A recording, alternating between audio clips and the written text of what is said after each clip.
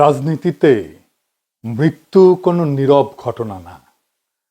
সেই জন্যে রাজনৈতিক নেতার শেষকৃত্য বা মৃত্যু কখনোই কেবল ধর্মীয়, পারিবারিক বা ব্যক্তিগত ঘটনা না। এটা একটা জাতীয় ঘটনা, এটা একটা রাজনৈতিক ঘটনা। এই মৃত্যুর মধ্যে দিয়ে বাইর হয়ে আসে এক একটা মৃত্যুর স্পেসিফিক রাজনৈতিক তাৎপর্য। এই রাজনৈতিক তাৎপর্যটা হইল রাষ্ট্র, ক্ষমতা এবং জনগণের একটা যৌথ ভাষ্য। মাও সেতুং বলছিলেন, সব মানুষকেই মরতে হবে, কিন্তু সব মৃত্যু একরকম না। কিছু মৃত্যু তাই পর্বতের মতো ভারী, আর কিছু মৃত্যু পালকের মতো হালকা। মৃত্যু হলে তার শেষকৃত্য হবে। এক এক ধরনের শেষকৃত্য এক এক ধরনের রাষ্ট্রনৈতিক, রাজনৈতিক, দার্শনিক বার্তা দেয়। কয়েকদিনের মধ্যে আমরা দুইটা বিশাল জানাজা দেখলাম, দুইটা বিশাল মৃত্যু দেখলাম, হাদির আর খালেদা জিয়ার। বাংলাদেশের মানুষ আর একটা মৃত্যু এবং জানাজা দেখছিল, জিয়াউর রহমানের জানাজা। এই তিন মৃত্যুই তাই পাহাড়ের মতো ভারী, সেই জানাজাও ছিল বিশাল। এই তিন জানাজা কি একই ধরনের, একই বার্তা দেয়? না, এইগুলো প্রকৃতিগতভাবে আলাদা। এই জানাজাগুলোর রাজনৈতিক মূল্যও আলাদা। আমি ভাবতেছিলাম যে এটা নিয়ে আমাদের একটা আলাপ হবে জাতীয় পর্যায়ে, দার্শনিক আলোচনা, ফিলোসফিক্যাল আলোচনা। সেটা হয় নাই, একেবারেই হয় নাই। এর ফলে যা হয়েছে, কোন জানাজায় কত লোক হয়েছে, এই ধরনের খুবই স্থূল আলোচনায় পর্যবসিত হয়েছে এই তিন বিশাল মৃত্যুর ঘটনা। আমার ফেসবুকে বিএনপির অনেকে এসে আশ্চর্যজনকভাবে উল্লাস করতেছে, বলতেছে এই যে দেখিস কত মানুষ আমাদের নেত্রীর জানাজায়। কেউ কেউ কইতেছে জানাজায় এত লোক দেখাই না, এখন সবাই তারেক রহমানের কাছে বেরিচ্ছে, বিএনপির বিজয় ঠেকায় কে। কি তামাশা! আসেন আমরা দেখি কিছু রাজনৈতিক মৃত্যু নিয়ে এই পৃথিবীতে একটা রাজনৈতিক এবং দার্শনিক ব্যাখ্যা দিয়ে দেখি, মৃত্যুর ঘটনাগুলো ব্যাখ্যা করি, কোন মৃত্যু আসলে কি বার্তা দেয়। খালেদা জিয়ার মৃত্যুর পরে এই বিশাল জানাজা কি আদৌ বিএনপির বিজয়কে নিশ্চিত করবে? আসেন সেই গভীর আলোচনায় ঢুকি। এই তিন বিশাল মৃত্যুর রাজনৈতিক তাৎপর্য কি? রাজনীতিতে মৃত্যু তো নীরব না, আগেই শুনলাম। সে কখনো একটা প্রশ্ন তোলে, কখনো সে বিস্ময়ের উদ্রেক করে, কখনো ইতিহাস শুরু হয় সেই মৃত্যু থেকে, আর কখনো ইতিহাস এসে শেষ হয় ওই মৃত্যুতে। জিয়ার মৃত্যু কি ছিল? জিয়ার মৃত্যু ছিল এমন একটা বার্তা, যে বার্তা বলছিল আমাদের কাজ এখনো শেষ হয়নি, উনার স্বপ্ন এখনো বাস্তবায়ন হয়নি। জিয়াউর রহমানের মৃত্যু ছিল অসমাপ্ত একটা রাষ্ট্র প্রকল্প। তাই শোক মিছিল হলো, সেই মিছিল ভোটের বাক্সে গেল।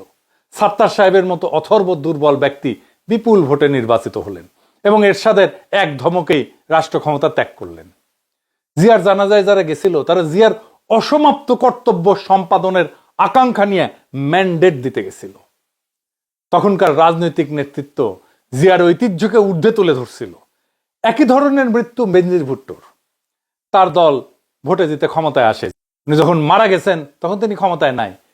কিন্তু বেনজির ভুট্টোর মৃত্যুর পরে পাকিস্তানের জনগণ বেনজির ভুট্টোর দলকেই ভোট দিল, কারণ মানুষ চাইছিল বেনজির ভুট্টো যেই কাজ করতে এসে শহীদ হইল, সেই কাজটা তার দল ডেলিভার করুক, বাস্তবায়ন করুক, পূরণ করুক। ইন্দিরা গান্ধীর মৃত্যু তাই। তার মৃত্যুর ধাক্কায় রাজীব গান্ধীর নেতৃত্বে কংগ্রেস একটা ভূমিধ্বস বিজয় অর্জন করে। এবার আসেন ওসমান হাদির মৃত্যু কি বার্তা দেয়। ওসমান হাদির মৃত্যু এক শূন্যতা এবং এক অসহায়ত্ব দেয়। হাদির মৃত্যু সবাইকে বলে আমরা আমাদের কণ্ঠস্বর হারালাম। ওসমান হাদির মৃত্যু ক্ষমতার শোক না, ছিল প্রতিনিধিত্বের শূন্যতা। প্রশ্ন উঠছিল এখন কে কথা বলবে আমাদের হয়ে? হাদির মতো এইভাবে সত্য উচ্চারণ জনগণের জন্য কে করবে?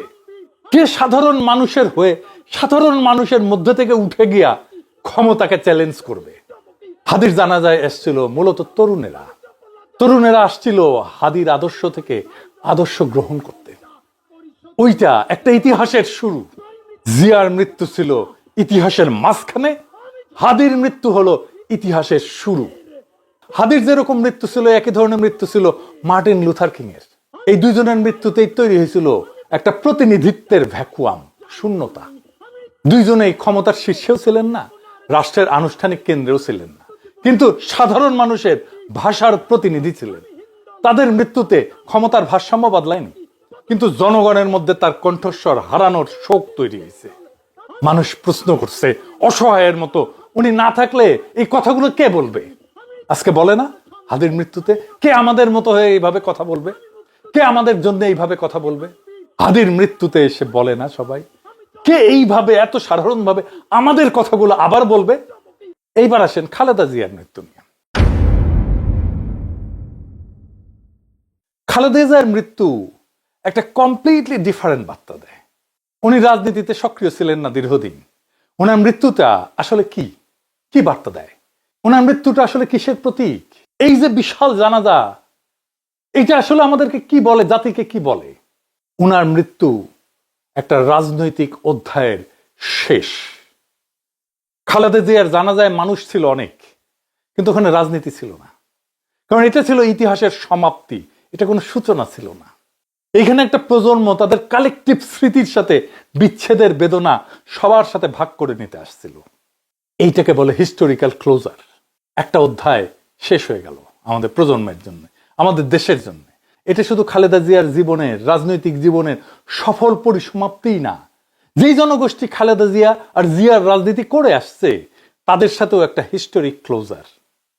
বিএনপির এই মৃত্যুকে তুলনা করা যায় ইতিহাসে আরো দুই মৃত্যুর সাথে, মাদার তেরেসার মৃত্যু, নেলসন ম্যান্ডেলার মৃত্যু, আর তার সাথে একই রাস্তায় দাঁড়ায় খালেদা জিয়ার মৃত্যু, একটা রাজনৈতিক সিলসিলার পরিসমাপ্তি। তিনজনের মৃত্যুই ছিল হিস্টোরিক্যাল ক্লোজার, ইতিহাসের সমাপ্তি, সূচনার না। মাদার তেরেসার মৃত্যুতেও ক্ষমতার কোনো পরিবর্তন হয়নি, কেউ ভোটও চায়নি উনি, কারণ সবাই ওখানে গেছেন ওনাকে বিদায় জানাতে, কারণ ওনার জীবদ্দশাতে যা করার দরকার ছিল উনি করে গেছেন। এই শোক প্রকাশ ছিল কৃতজ্ঞতার। নেলসন ম্যান্ডেলার মৃত্যুতেও সারা দুনিয়া কাঁদছে, কিন্তু ওনার মৃত্যুতে কোনো বিপ্লব হয়নি, কোনো বিপ্লবের ডাকও নাই। ওনার মৃত্যুতে ওনার সংগ্রামী জীবনের প্রতি সবাই শ্রদ্ধা জানাইছে। খালেদা জিয়ার মৃত্যু, সেটাও একই রকম একটা অধ্যায়ের শেষ। বিশাল জনসমাগম ছিল, কিন্তু এই যে শোক, এইটা কোনো সলিড রাজনীতিতে কনভার্ট হয়নি, কারণ এই মৃত্যুর সাথে ক্ষমতার প্রশ্নটা জড়িত না। এই তিনটা মৃত্যুই, Mother Teresa, Nelson Mandela, Khaleda Zia, কোনোটাই অসমাপ্ত প্রকল্প না। তাই জানাজা হয়েছে জনসমুদ্র, কিন্তু কোনো স্লোগান ওঠেনি, শপথ হয়নি, যেটা হয়েছে হাদির জানাজায়।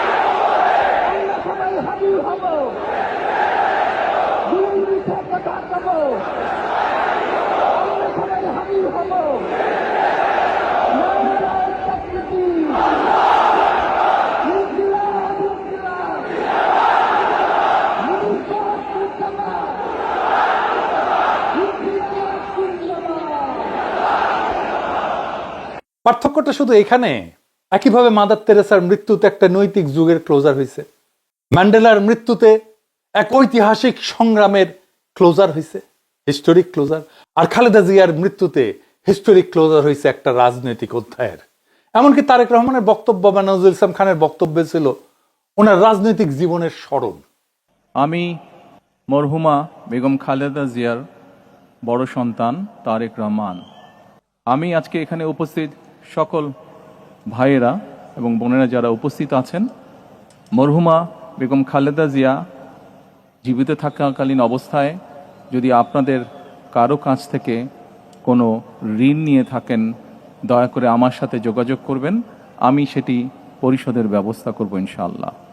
একই সাথে উনি জীবিত থাকাকালীন অবস্থায় ওনার কোনো ব্যবহারে, ওনার কোনো কথায় যদি কেউ আঘাত পেয়ে থাকেন, তাহলে মরহুমার পক্ষ থেকে আমি আপনাদের কাছে ক্ষমা প্রার্থী। দোয়া করবেন আল্লাহ তাআলা যাতে ওনাকে বেহেশত দান করেন। আসসালামু আলাইকুম। খালেদা জিয়ার জানাজায় এসেছিলেন মূলত শোকার্ত 40 মানুষেরা। তারা সবাই খালেদা জিয়াকে একজন ভিকটিম হিসেবে দেখছে, হাসিনার জামানার, হাসিনার ফ্যাসিবাদের সবচেয়ে মজলুমের মুখ হিসেবে দেখছেন খালেদা জিয়াকে। সেই খালেদা জিয়াকে বিদায় জানাতে সব কান্না থেকে ক্ষমতা উৎসরিত হয় না।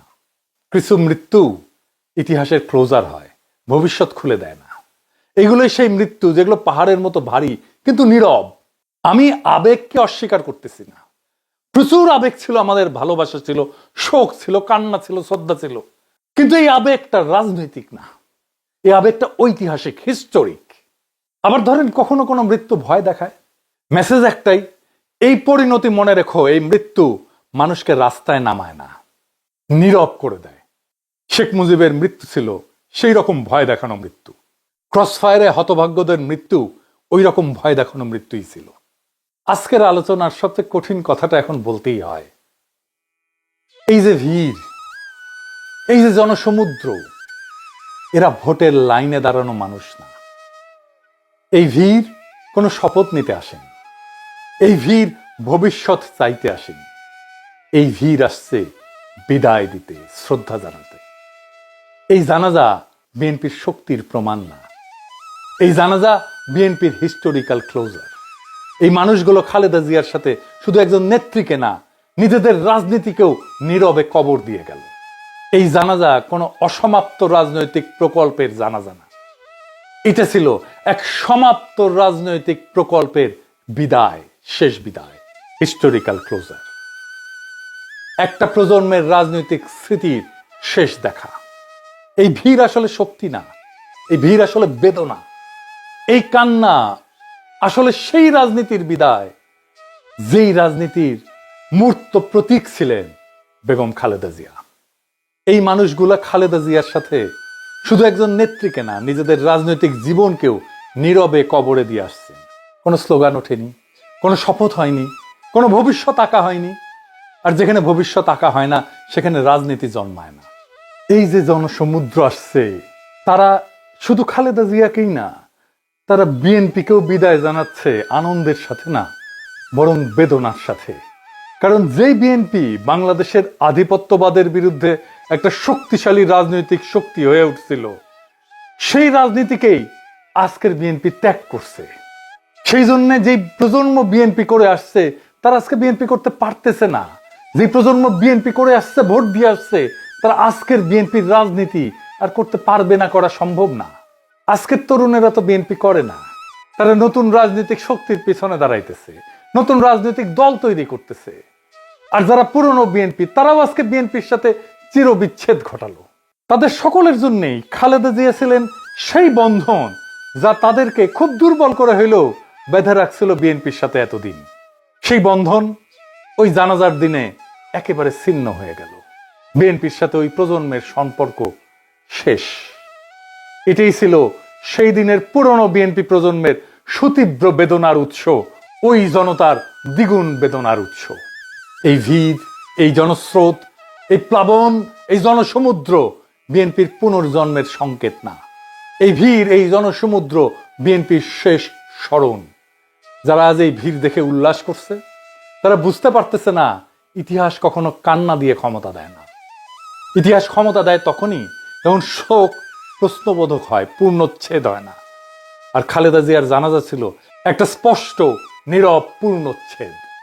এই জানাজা বিএনপিকে আগায় দেয়নি, এই জানাজা বিএনপিকে বিদায় জানাইছে, বেদনা ভরে, মর্যাদার সাথে, কিন্তু রাজনৈতিকভাবে চূড়ান্তভাবে। খালেদা জিয়ার স্মৃতি অমর হোক। ইনকিলাব জিন্দাবাদ।